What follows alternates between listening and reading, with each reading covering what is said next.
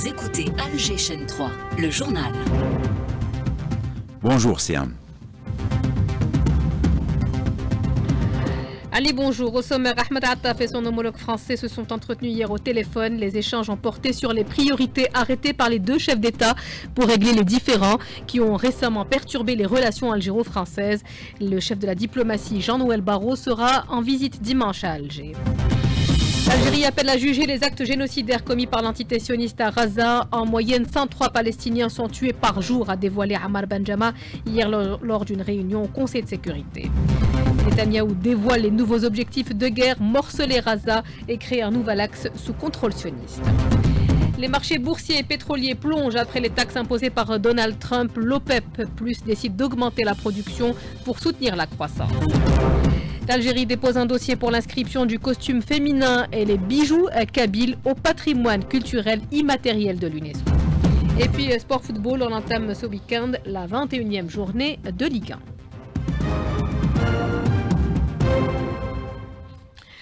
Madame, monsieur, bonjour et bienvenue dans le prolongement de l'appel téléphonique du 31 mars entre le président de la République, Abdelmadjid Tebboune, et Emmanuel Macron. Le chef de la diplomatie algérienne a reçu hier un appel téléphonique de son homologue français.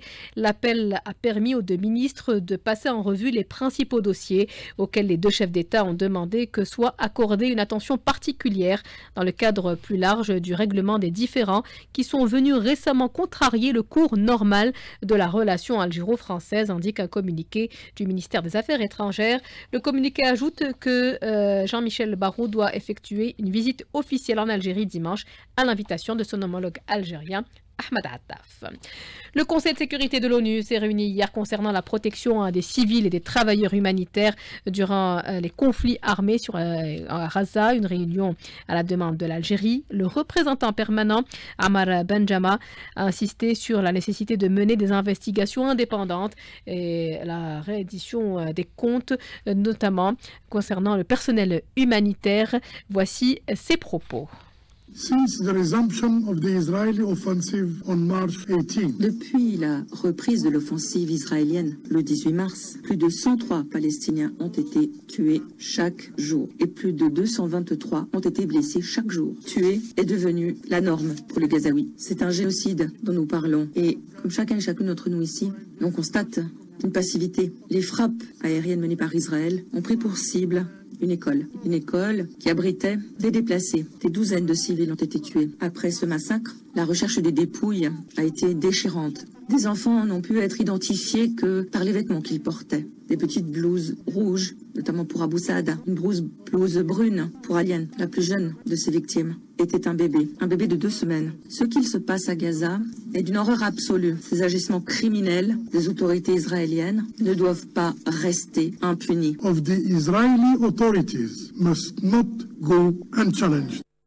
Le bilan de l'école qui a été attaquée hier s'est encore alourdi. Il est ce matin de 31 morts et près de 100 blessés.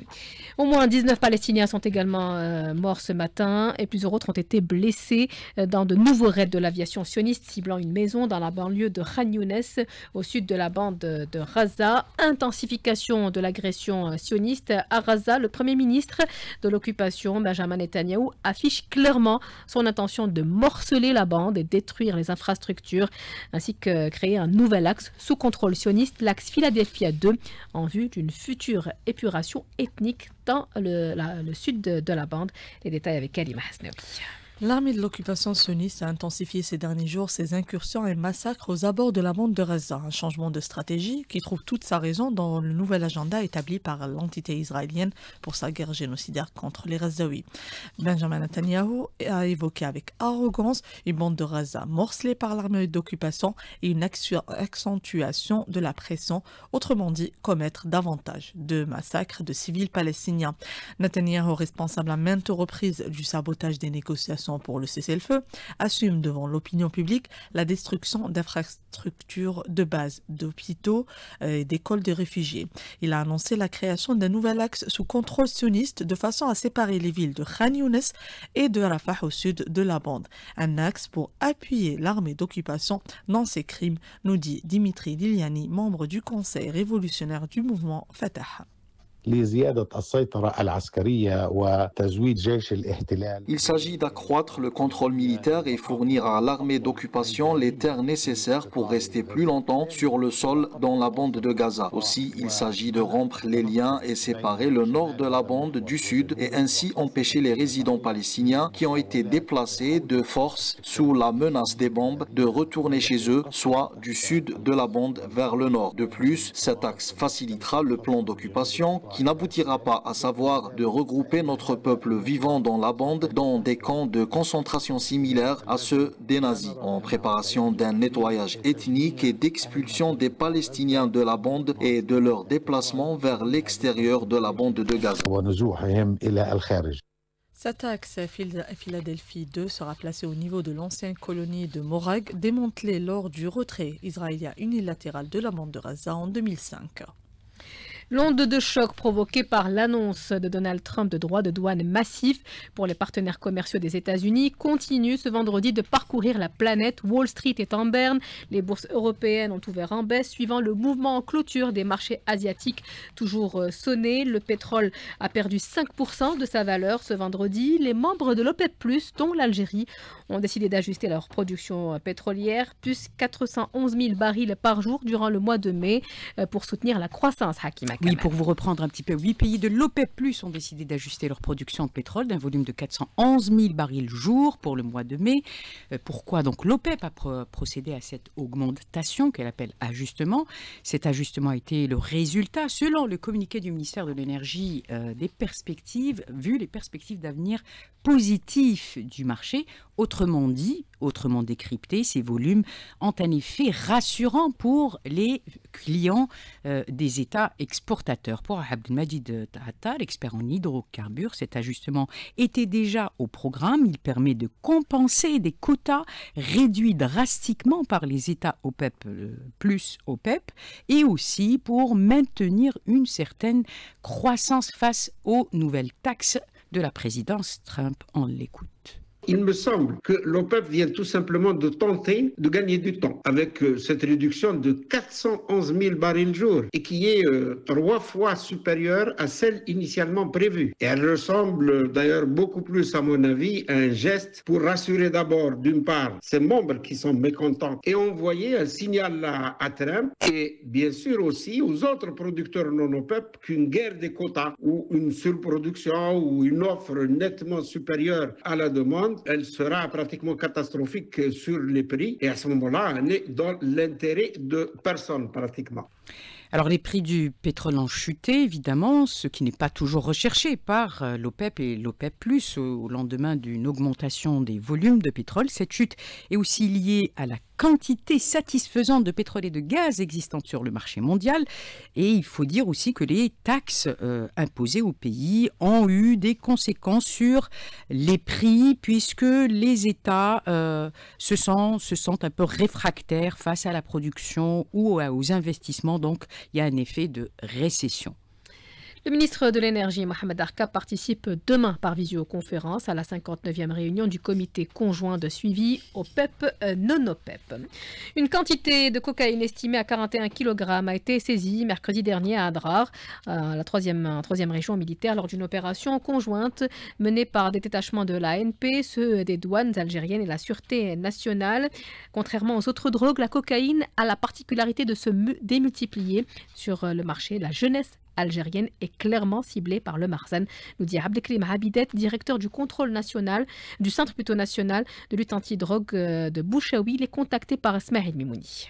Notre pays est devenu un pays de jeunes consommateurs qui dépasse les 3 millions de consommateurs de 15 à 35 ans, dont 2% filles. Les 41 kilos de cocaïne saisis à Adrar peuvent se reproduire 100 fois plus. Dans le dernier Conseil des ministres, M. le Président de la République a affirmé que l'Algérie est confrontée à une guerre non déclarée, visant à affaiblir l'équilibre des valeurs sociales que notre pays continue de défendre. Nous sommes en face d'un danger. Nous avons un voisin qui est le Marzan. Il est en train d'employer toutes les méthodes maudites, comment détruire l'Algérie par sa jeunesse. Le Maroc maintenant est en train de jouer toutes les cartes La Corée du Sud a saisi 2 tonnes de cocaïne cachée à bord d'un navire battant pavillon norvégien, ont déclaré ce matin les autorités, ce qui représente la plus importante saisie de drogue du pays à ce jour. La valeur marchande de cette saisie est estimée à près de 700 millions de dollars.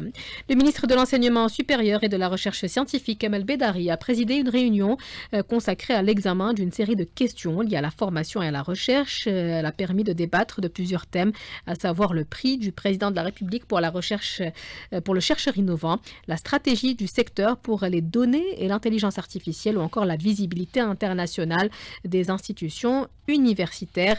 La rencontre a également abordé le mécanisme d'incitation pour les chercheurs publiant dans les revues spécialisées comme Nature Science, la coopération et le partenariat entre les universités et les centres de recherche internationaux. Le ministère de la formation professionnelle décide de relancer les Olympiades nationales des métiers. À Bouira, par exemple, la sélection se déroulera à la fin du mois. Aris Chachoua.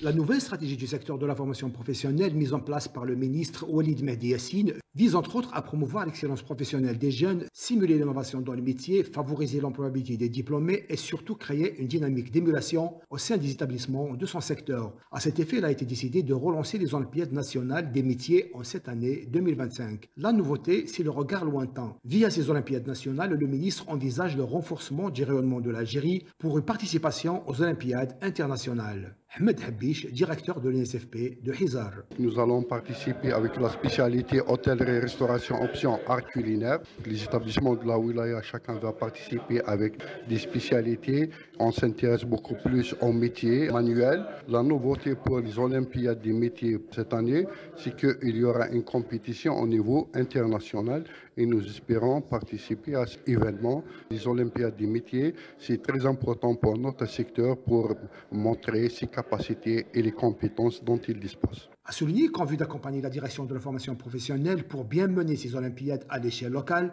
le Wali de Bouira Abdelkrim Lamouri a déjà installé une commission pluridisciplinaire constituée de plusieurs secteurs d'activité en rapport avec cette opération, qui est déjà en cours. Et la sélection finale aura lieu du 20 au 24 du mois d'avril au chef-lieu de la Wilaya, au niveau d'un endroit public à forte affluence. Bouira, Aris Chachoua, Algéchan 3.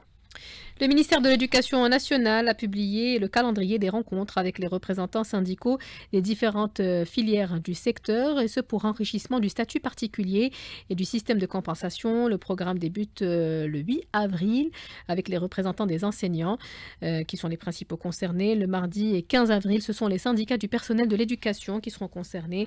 Des rendez-vous programmés jusqu'à la fin du mois de mai. Nous ne sommes qu'au mois d'avril et la Sonalgaz anticipe comme chaque année pour préparer le programme de l'été 2025.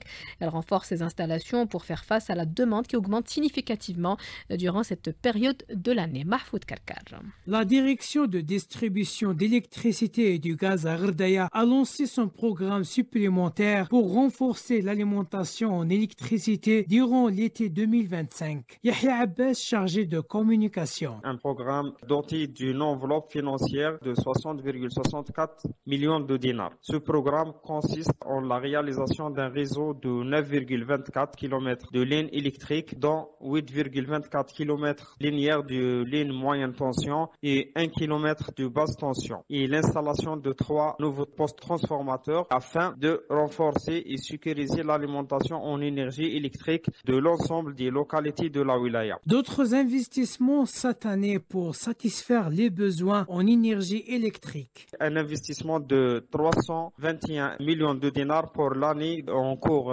2025 dans le cadre du programme annuel pour faire face à la forte demande de l'énergie électrique estimée annuellement à 10%. En parallèle, un programme de sensibilisation sur la rationalisation de consommation de l'énergie électrique a été élaboré, ainsi que des bureaux de conseil pour accompagner les consommateurs. De Gherdaya, Mahfoud Karkar pour Algéchan 3.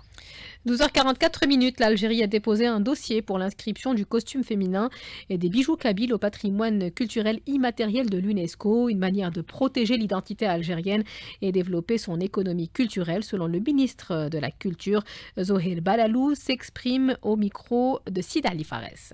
Tout récemment, on a déposé un autre dossier pour le patrimoine mondial, comme les 8 derniers dossiers, et puis celui de Zellige qui est déjà sur la table des experts UNESCO. Avant-hier, nous avons déposé le dossier des bijoux de la région Kabyle avec les tenues traditionnelles. C'est une manière de réapproprier son propre patrimoine et de le protéger à l'échelle nationale et internationale. Nous sommes en train de travailler sur les dossiers à travers tout le territoire national. Vous savez, l'Algérie, c'est un pays continent, et là, il nous faut un grand travail pour inscrire tout le patrimoine. L'acquis, c'est que nous avons créé une banque de données. Nous sommes en train de l'alimenter par tous les éléments du patrimoine culturel algérien. Et puis, ça joue un rôle très important dans le développement de la diplomatie culturelle, dans le tourisme culturel, puis dans l'économie culturelle. C'est le Centre national de recherche préhistorique, anthropologique et historique qui a monté et qui va défendre ce dossier auprès de l'UNESCO, comme il a fait précédemment pour les tenues traditionnelles des autres régions du pays. Son directeur, Slimane Hachi, est contacté par Nadia Siassi. C'est un dossier complet qui a été déposé, qui englobe aussi bien la tenue féminine, qui comprend la robe, la fouta, le foulard, la ceinture, aussi bien donc la tenue que le bijou en argent émaillé qui participe à sa parure. En 2012 déjà, nous avions classé le costume féminin de Tlemcen et de sa région, y compris l'Oranie, le Bel-Abessois, etc. En 2024, nous avons inscrit le dossier de costume féminin du Grand Est du pays, de Constantine, Lorraine, de tout le Grand Est. Est venu le tour donc de la tenue féminine du costume féminin de Kabylie avec l'argent qui participe de sa parure, c'est-à-dire les bijoux d'argent émaillés qui sont le diadème, les broches, les fibules, les colliers, les bracelets, les chevillères, les ceintures. Les artisans de la région de Bnieni se réjouissent de cette annonce. Mohamed Haouchine a recueilli leur réaction.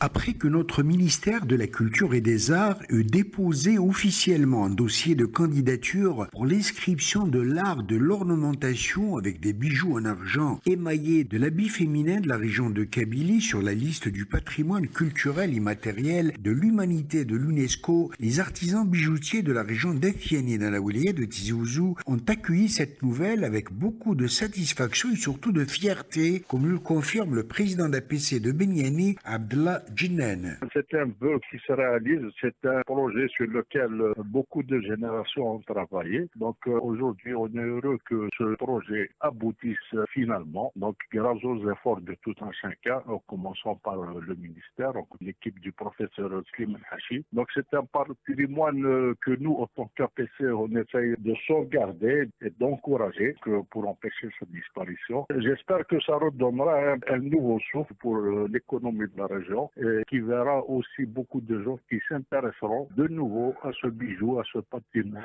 à cet art ancestral qu'on a hérité depuis des millénaires. Ça va raviver l'envie de pratiquer encore cet art. C'est dire qu'un tel couronnement ne fera que motiver davantage les artisans bijoutiers de Bnieni qui pratiquent, rappelons-le, cette activité de génération en génération. Tizi Ouzou, Mohamed Haouchine pour GCN 3.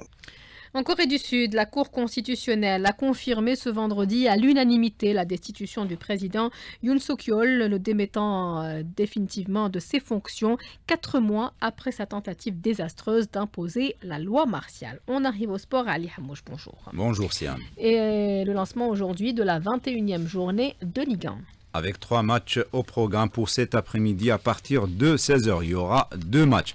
L'US Biskra qui affrontera l'Espérance de Monsaganem, une rencontre qui se jouera à huis clos. Et l'USM Khenchla qui affrontera la JS Kabylie qui occupe la 3e place au classement. Et à 18h, ce match entre le Mouloudia d'Oran et le Paradou Athletic Club. Suite de cette 21e journée de la Ligue 1 demain avec 2 autres matchs. Le Shabab Riyadi de Blizet qui affrontera le NC Magra et le Mouloudia d'Al-Bayad qui sera face à la JS Sawa. 3 matchs ont été reportés. Entente de Sétif, CS Constantine, USM Alger, ASO Slurf et Olympique Arbou Mouloudia d'Alger pour cause de participation du Mouloudia d'Alger, du CS Constantine et de l'USM Alger aux compétitions africaines. Et cet après-midi, vous pourrez suivre en direct les 3 matchs au programme aujourd'hui sur les ondes d'Alger Chain 3. Ça sera à partir de 16h. Et un mot basket avec le déroulement aujourd'hui de la 20e journée chez les messieurs avec la Super Division. 3 matchs au programme. Le Mouloudia d'Alger qui affrontera en déplacement Batin. Ça sera à 15h à 17h le le MB Stawali, le leader, qui sera face à l'USM Alger. Ce sera à 17h également. Et à la même heure, 17h, le Tradaria qui affrontera le Nasr Hussein. Et en volleyball, on jouera le premier quart de finale de la Coupe d'Algérie senior, messieurs, avec le Wydad de Tlemcen qui affrontera l'USL allemand. Ça sera à Chlef. Merci d'avoir suivi ce journal réalisé par Ahmed Dadou et Amin Segni, Morad était à la technique, Hossein à la régie d'antenne, Ikram au streaming vidéo. Tout de suite, c'est la météo présentée par Amin Mounir. Très bonne écoute sur la chaîne 3. Au revoir.